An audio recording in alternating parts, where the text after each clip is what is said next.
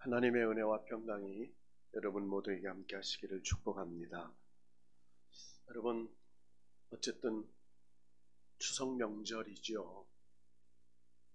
감사함으로 받으면 버릴 게 없습니다. 어쨌든 우리가 코로나로 인하여 희진 씨 집에도 못 가고 이렇게 엄마 아빠 고향도 못 가고 하지만 하나님께서 우리의 중심을 아시고 우리에게 더 좋은 소망의 날을 주실 줄로 믿고 우리 이렇게 인사 한번 할까요? 추석 명절에 복 많이 받으세요. 추석 명절에 건강하세요. 잘 될 줄로 믿습니다.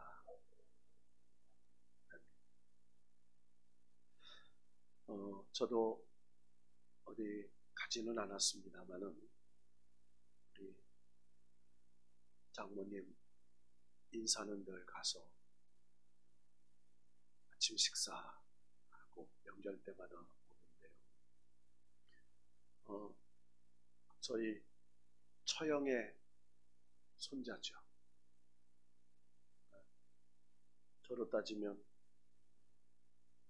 외조카의 아들이에요. 저도 할아버지 뻘이죠, 제가.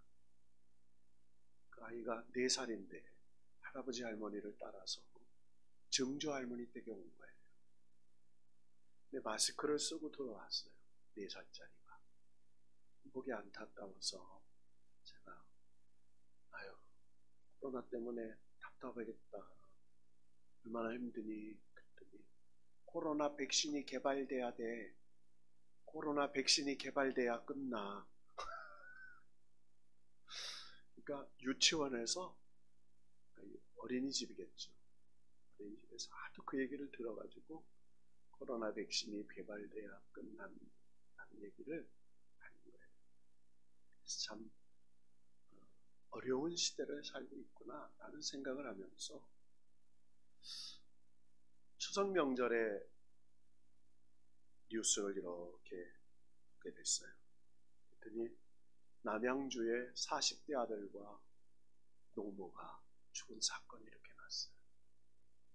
그리고 저 지방의 차례 문제 때문에 매형과 누나를 살해한 홧김에 사고를 친 사건을 보게 됐어요.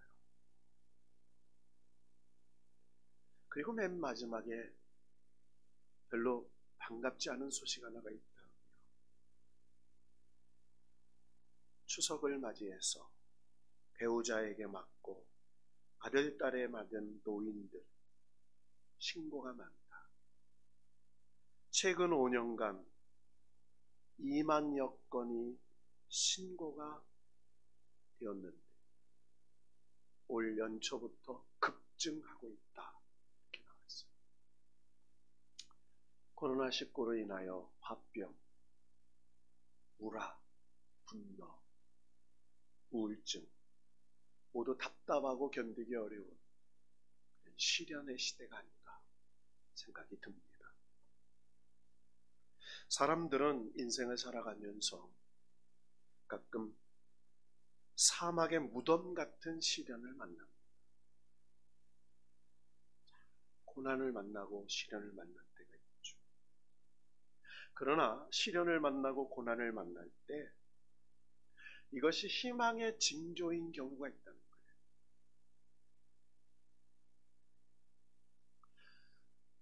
여러분이 들어본 예화일 것 같습니다만은 적절할 것 같아서 다시 한번 인용을 해봅니다. 아버지와 아들이 사막을 여행하고 있었습니다. 사막의 불 같은 그 뜨거운 햇빛에 너무너무 어려웠습니다. 아무리 걸어도 끝이 보이지 않는 사막. 두 아버지와 아들이 목마르고 지쳐 쓰러질 지경이었습니다. 아들은 원망에 가득 찬 눈빛으로 아버지를 바라봅니다. 아버지, 사막을 여행하는 우리가 목말라 죽게 생겼습니다. 이제 우리에게 남은 건 죽음뿐입니다. 더 이상 걸을 힘도 없습니다. 그냥 자리에 앉아서 편히 죽는 게 낫겠습니다. 그러자 아버지가 아들을 향해서 이렇게 교훈합니다. 얘야, 조금만 더 가면 틀림없이 맑은 물과 마울이 나타날 거예요. 힘을 내자. 힘을 내서 걸어갈 거죠. 그리고 조금 걸어가는데 아버지와 아들 앞에 무덤 하나가 나타났습니다. 이 무덤을 본 아들은 더욱 절망했습니다.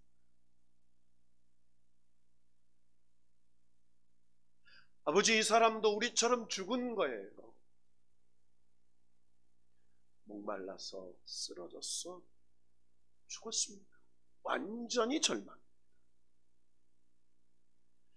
그러나 아버지 생각은 달랐습니다. 아버지가 아들을 향해 이렇게 말했습니다. 아들아, 무덤은 바울이 다가왔다는 희망의 징조랍니다. 무덤을 만든 사람이 있을 거예요. 바울이 가까웠으니 힘을 내자. 희망의 표시라고 믿고 힘을 내 걸어가보자. 과연 두 사람 앞에 잠시 후에 바울이 나타났습니다. 한 사람은 무덤을 보고 절망을 했습니다. 한 사람은 무덤을 보고 희망을 가졌습니다. 여러분, 신앙이 무엇일까요? 시련과 고통과 문제 속에서 언제나 긍정적으로 받아들이고 믿음으로 소망할 때 그것이 우리의 승리를 보장해주는 하나님의 약속이 될 줄로 믿습니다. 여러분, 만약 여러분 중에 여러분을 당하고 있는 고난과 시련을 당하고 있는데 조롱하고 비웃고 저주한다면 어떻게 하겠습니까? 아마 분노하지 않을 수 없을 거예요. 아니, 분노할 겁니다. 오늘 본문에 보면 불행하게도 다윗은 반역자에게 쫓겨가는 신세가 되었습니다. 한마디로 신발도 제대로 못 신고 왕궁에서 탈출해서 지금 도망가는 길이에요.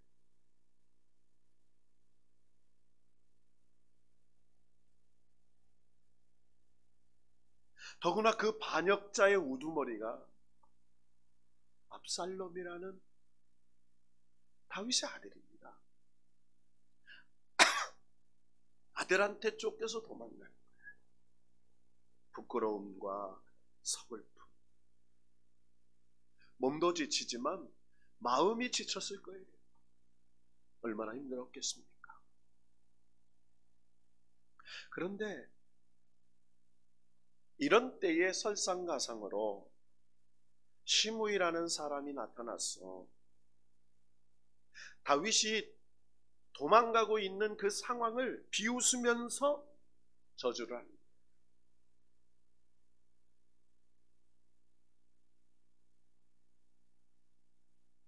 피를 흘린 자여, 사악한 자여, 가거라, 가거라. 여러분, 참 말도요. 오늘 7절에 보니까 그 시므이가 저주하는 말이에요. 피를 흘린 자여. 그러니까 내 손엔 피가 묻었다는 거예요. 넌 살인자라는 말입니다. 사악한 자여. 이 말은요, 저주받은 자여. 가거라, 가거라. 영원히 돌아오지 말고 멸망의 길로 가거라. 여러분, 얼마나 무서운 말인지 몰라요. 원어를 보니까 더 실감나는 말로 되어 있어요.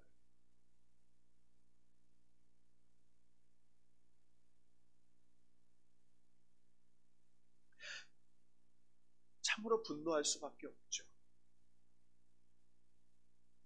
그런데요, 이런 분노하고 화가 날 상황에서 다윗은 분노하지 않아요. 하나님의 주권을 인정합니다. 그리고 하나님의 뜻이 있음을 인정해요.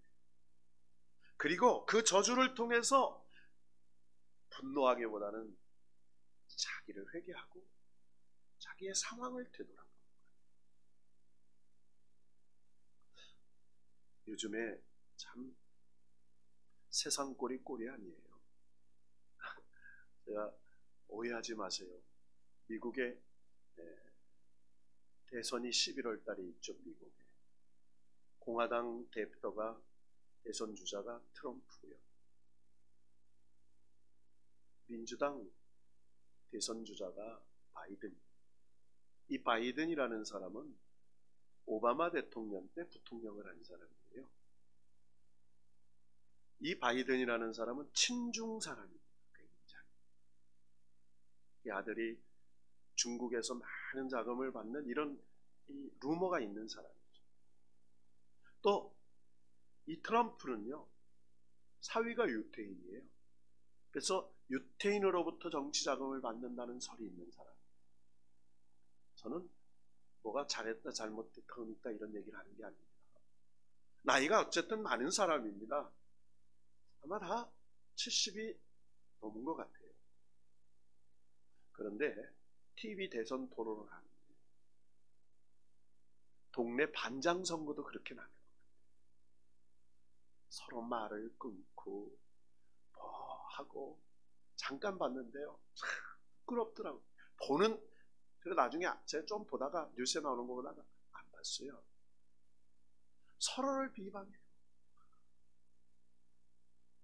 기억나는 게 바이든이라는 사람이 트럼프를 뭐라고 막 비방하니까 트럼프가 바이든을 향해서 꼴찌로 졸업한 사람, 대학교를 꼴찌로 졸업했대요. 그러면서 국민들이 보고 있는데 꼴찌로 졸업한 사람이라고 얘기하는 걸 보고, 야, 세계의 강대국이라는 미국의 대통령이 저 정도 수준밖에 안 됩니다. 여러분, 우리나라도 요즘 정치인들을 보세요. 여든 야든 다 수준이 비슷해요. 똑같아요. 국회 앞에서 저는 보좌관에게 지시한 적이 없습니다. 그러는데 27번 거짓말한 게 밝혀졌어요. 그런데 야당은 계속 또 그거 가지고 막 공격하고 화도 나겠지. 그런데 어쨌든 거짓말이 밝혀졌으면 사과하면 다 덮어질 일이에요. 상대방이 사과 안 하면 내가 후속 조치하겠다 그러니까 서로 비방. 여러분, 도토리 머재기요? 기재기하고 있더라고요. 그러면서 저런 사람들 밑에서 내가 사는구나 생각을 하면서 생각을 바꿔 먹었어요. 하나님 밑에서 살지 내가. 여러분, 우리의 왕은 하나님이세요. 하나님 밑에서 살지. 그러면서 좀 더 기도를 해야 되겠다 하는 생각을 가졌어요. 여러분, 화날 일이에요. 사람은요, 다 상황윤리라는 게 있어요. 그 사람이 상황이 안 돼 보면 몰라요. 그래서 그 사람이 왜 잘못했는지를 따지기 전에 그 사람이 어떤 상황에 있었는지를 생각해 봐요. 그렇잖아요. 아플 수도 있어요. 또 문제가 있을 수도 있어요. 다 생각해 봐요. 여러분, 지금 도망가는 다윗을 저주하는 사람이 누구예요? 사울의 가문인 베냐민 지파 사람이에요. 시므이라는 사람. 여러분, 이 사람은요, 사울 왕의 친척이었어요. 그러니까 자기 가문의 왕이 다윗 때문에 죽었다고 생각한 사람이에요. 여러분, 사실 사울이 다윗 때문에 죽었나요? 아니에요. 블레셋과의 전투에서 적장의 손에 죽고요, 나중에 아들과 함께 죽습니다.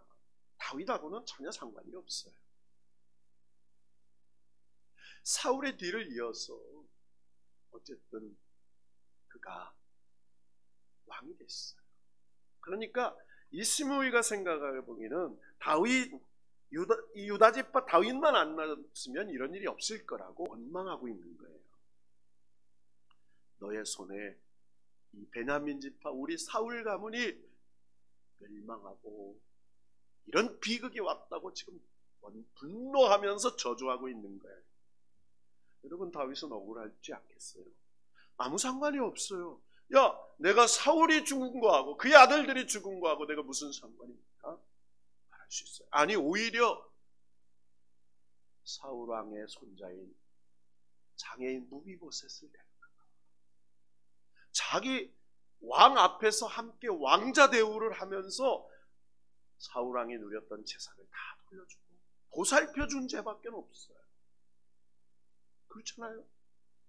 오히려 극진히 돌보아준 것밖에 없는데 뭐라고? 내가 사울 왕의 가문을 피로 묻혔다고? 감사하지는 못할 망정 저주한다고? 당장에 저놈을 죽여라 명령해도 될 만한 위치에 있었어요. 그런데요, 아무 소리 하지 않고 갑니다. 그때 누구예요? 9절에 보니까 수르야의 아들 아비세. 수르야의 아들 아비세. 여러분, 이 수르야의 아들 중에 누가 있어요? 아비세의 형 요압이 있습니다. 그러니까 이 다윗한테 오른팔 왼팔과 같은 사람이에요. 다윗이 왕이 될 때에 아둘람 굴에서부터 혁혁한 공을 세운 사람이에요. 사실 다윗 입장에 보면 충신이잖아요. 여러분, 압살롬이 반란할 때 거기에 얼마나 많은 대신들 그리고 심지어는 제사장까지 그 편에 붙었어요.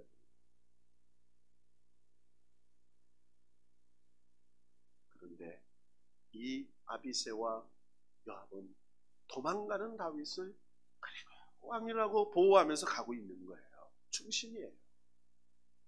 그런데 자기들이 왕을 지금 저주하는 저 시므이를 향해서 뭐라고 얘기합니까? 죽은 개가 어찌 내 주 왕을 저주하리까? 죽은 개. 여러분, 유태인들은요 개고기를 안 먹습니다. 특별히 죽은 개는요 가장 사람을 비루하게 여기는 저주할 때 쓰는 말이에요. 가장 저주할 때 쓰는 죽은 개가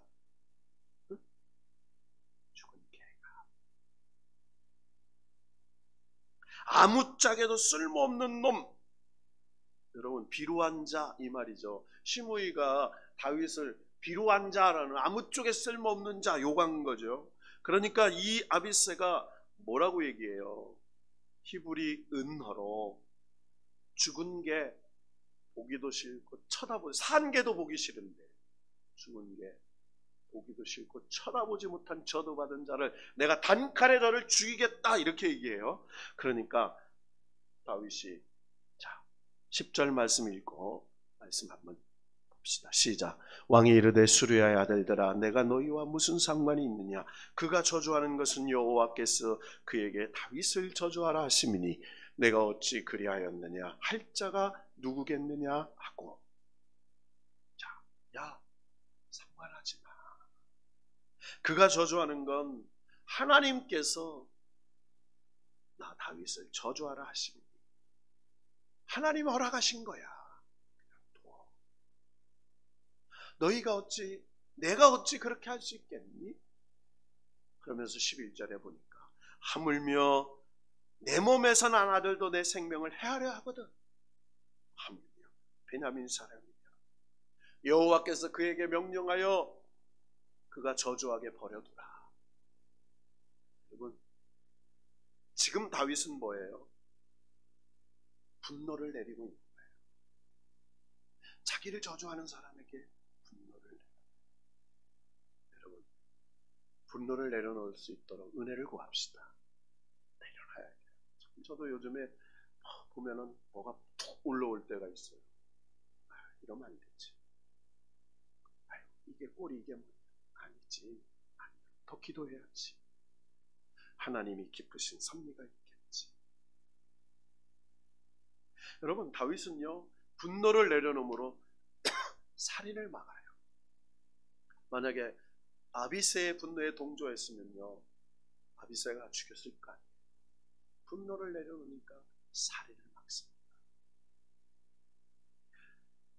자, 그것뿐이 아니에요.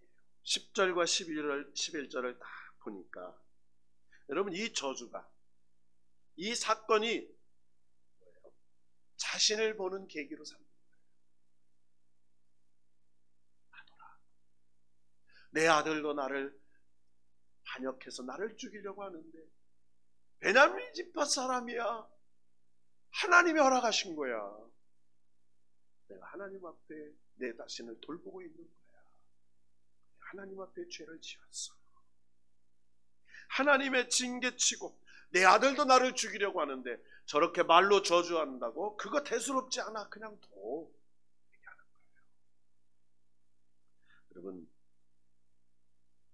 한 가지 굉장히 중요한 얘기가 나옵니다. 여러분, 무슨 얘기를 하죠? 10절에도요 여호와께서 그에게 다윗을 저주하라 하심이니 딱 이렇게 얘기하죠. 11절에도 그래요. 여호와께서 그에게 명령하신 것이니 이렇게 말해요. 한마디로 뭐예요? 다윗은요 사람의 소리를 중요하게 여기지 않아요. 하나님의 소리로 들으려고 해요. 오늘 이 말씀을 통해서 아주 중요한 단어가 하나 딱 나와요. 12절을 읽고 말씀 마칩시다. 시작. 혹시 여호와께서 나의 원통함을 감찰하시리니. 오늘 그 저주 때문에 여호와께서 선으로 내게 갚아주시리라 하고, 자, 사람에게 따지지 않겠다는 거예요. 여호와께서 나의 원통함을 감찰하시리니. 자, 여러분 아까 얘기했잖아요. 다윗이 사울의 손자 쩔뚝거리는 무비보셋, 그죠? 돌보아주고 은혜를 베풀었어요. 하나님이 나의 원통함을 살펴보고 계신다면 이 말이에요. 살펴보고 계셨을 거야 이 말이에요. 그래서 성경에 보면요 감찰하시는 하나님이 어디에 제일 먼저 등장합니까? 바로 창세기 16장에 등장합니다. 한번 볼까요? 창세기 16장 13절. 지금은 이걸 좀 풀었더라고요. 옛날에는 나를 감찰하시는 하나님이라 이렇게 얘기했어요. 16장 13절 시작. 하갈이 자기에게 이르신 여호와의 이름을 나를 살피시는 하나님이라 하였으니 이는 내가 어떻게 여기서 나를 살피시는 하나님을 배웠는고 함이라. 아멘. 여러분 이게 뭐예요? 하갈이요 임신해서 살해 미움을 받아서 쫓겨나잖아요. 도망해요. 도망해. 하도 미움을 당하니까 도망해요. 그러니까 뭐예요? 하갈은 억울했을 거라는 거예요. 왜? 자기 주인인 사레가 너 내 남편은 동침해. 그래서 한 것뿐이에요. 그리고 아이를 가졌어요. 그죠? 자기 주인이 여주인이 시키는 대로 해서 아이를 가진 것뿐이요. 그런데 이 하갈이 잘못한 게 있죠. 임신한 후에 뭐예요? 그가 자기 주인을 업수이요. 그러니까 핍박을 받으라. 그리고 죽을 고비를 넘는 거 들을 때 하나님이 나타나셔서 내가 너의 아들을 큰 민족이 되게 해야 돌아가라. 자, 이 말씀이 어디에서 완성이 돼요? 한 군데만 더 찾아보고 말씀 마칩시다. 창세기 21장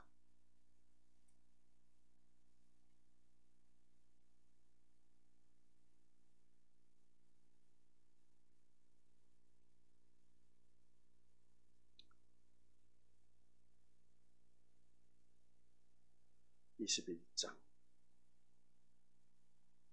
17절 말씀 읽어보십시다. 시작. 하나님이 그 어린 아이의 소리를 들으셨으므로 하나님의 사자가 하늘에서부터 하갈을 불러 이르시되 하갈아 무슨 일이냐 두려워하지 마라. 하나님이 저기 있는 아이의 소리를 들으셨나니. 자, 여러분, 세월이 흐르잖아요. 아마 이스마엘이 15살쯤 됐을 때 하나님이 사라를 통하여 이삭을 낳게 하고 젖될 때 돌잔치 하는데 이스마엘이 어린 꼬마를 놀립니다. 그것을 본 사라가 화가 나서 남편 아브라함에게 저 여종의 아들이 당신의 아들을 업수히 여겨 쫓겨내라고 고민하고 있는 아브라함에게 하나님이 나타나셔서 그래, 내 씨에서 난 아들 이삭의 후손을 약속의 아들이다. 그러나 그 씨도 내 씨니 내가 민족을 이루고 책임져 줄게. 그러나 너는 그 아이의 어미와 아들을 보내라. 내가 책임져 주겠다.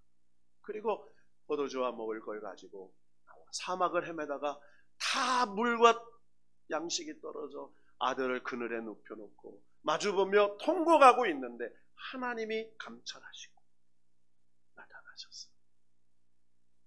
샘을 보여주시고 먹이주셔서 그의 후손을 책임져주는 장면이 등장합니다. 여러분, 성경에는요 다 원인이 있고 이유가 있어요. 역대하 16장 9절에 감찰하신 하나님, 잠언 15장 3절에 감찰하시는 하나님. 여러분, 하나님이 저와 여러분을 감찰하세요. 하나님이 이 나라를 감찰하세요. 하나님이 이 세상을 감찰하세요. 누가 억울한지, 누가 떳떳한지, 누가 거짓말하는지, 누가 정직한지. 그러나 하나님 우리를 실수를 드러낼 일을 원하시는 분이 아니에요. 사메어 주시는 분이에요.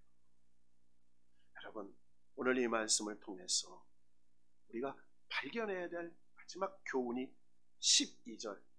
혹시 여호와께서 나의 원통함을 감찰하시니 오늘 그 저주 때문에 여호와께서 선으로 내게 갚아주시리라. 그 저주가 축복으로 바뀔 줄로 믿고 하나님 앞에 축복을 구하는 거예요. 여러분, 오늘 이 밤에 하나님께 이 나라의 축복을 구합시다. 이 세상 축복을 구합시다. 이 나라 백성, 이 민족, 열방을 위해 하나님 앞에 선으로 복을 달라고 기도합시다. 우리 생각을 좀 마지막 바꿔보자고요. 여러분, 흑사병으로 유럽에 3분의 1이 인구가 죽었던 때가 있었습니다. 유럽 인구의 3분의 1이 죽었어요. 그래서 길거리에 시체가 널브해서 전염될까봐 시체가 썩어갔어요. 3년 동안. 그런 때가 있었어요. 1차 세계대전 후에 스페인 독감 때문에 1억 명이 죽었습니다. 몇 명이요? 1억 명. 독감 때문에. 여러분, 코로나19 무섭지요? 그러나 0.02%밖에 치솟지 않아요. 하나님이 이런 의학이 좋은 시대에 우리를 지켜주고 계실 줄로 믿고, 하나님이 이 어려움을 통해서 믿음의 알고 믿음의 쭉정이를 구별하실 때가 되는 줄로 믿고, 아니 지금 내가 쭉정입니다. 하나님 알곡되게 해주세요. 선으로 바꿔주세요. 하고 복을 구할 때라고 믿고, 오늘 이 아브라함 다윗을 바라보며 원인을 사람에게 찾지 맙시다. 원인을 다른 이웃에게 찾지 맙시다. 원인을 상대방에 찾지 맙시다. 나라에 찾지 맙시다. 원인을 하나님을 인식해서 하나님이 내게 무엇을 요구하시는지 감찰하신 하나님 앞에, 하나님, 가난과 전쟁에 이 민족을 건져주시고 보릿고개 속에 이렇게 역사하신 하나님, 화가 복이 되게 하실 줄로 믿고, 오늘 이 추석 명절 다들 쉬는 데에 하나님 오늘 함께 교회 나와서 또 가정에서 영상으로 예배드리는 우리의 기도를 들으시고 은혜와 축복을 내려 주시옵소서. 구하는 우리 모두가 되기를 주님의 이름으로 축원합니다.